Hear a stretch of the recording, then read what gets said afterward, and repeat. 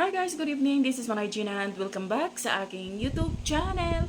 So guys, pag-usapan natin kay nga no nakita na ako or grabe na jud ko viral karon katuganing about kay Neri Naig.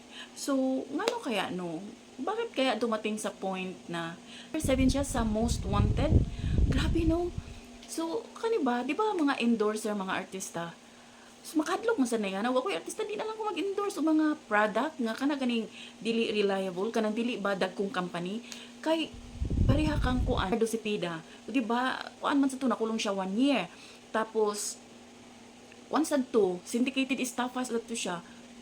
Pero wala jud ay siya di wala siya involvement atong kumbaga ang owner sa company grabe no ang owner malayang malaya samantala yung mga endorser sila yung nahaharap sa ganong sitwasyon. Pero dito naman kay Neri Naig, di natin din alam kasi di pa sila talaga kanang wala pa gyud sila naghatag og kanang ilahang side bitaw. So ang nagapost lang kay si kuan lang si kasi yan iyang husband.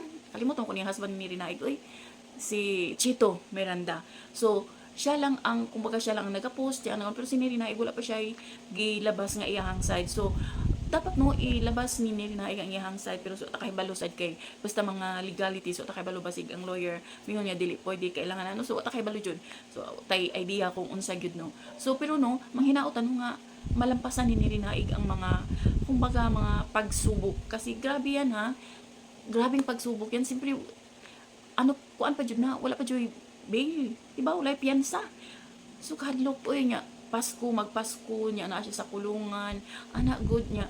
Lalo no, kung ikaw isanay ka sa aircon, sanay ka sa malambot na kama, pag abot nimo sa kulungan, grabe ka init, mo higa na ka diya sa lapag, anak good. So grabe jud ang iyahang kuan, ang iyahang mental, emotional, traumatic kayo na para kay Neri Naig, especially magpapasko, dili niya kauban ng iyang mga anak.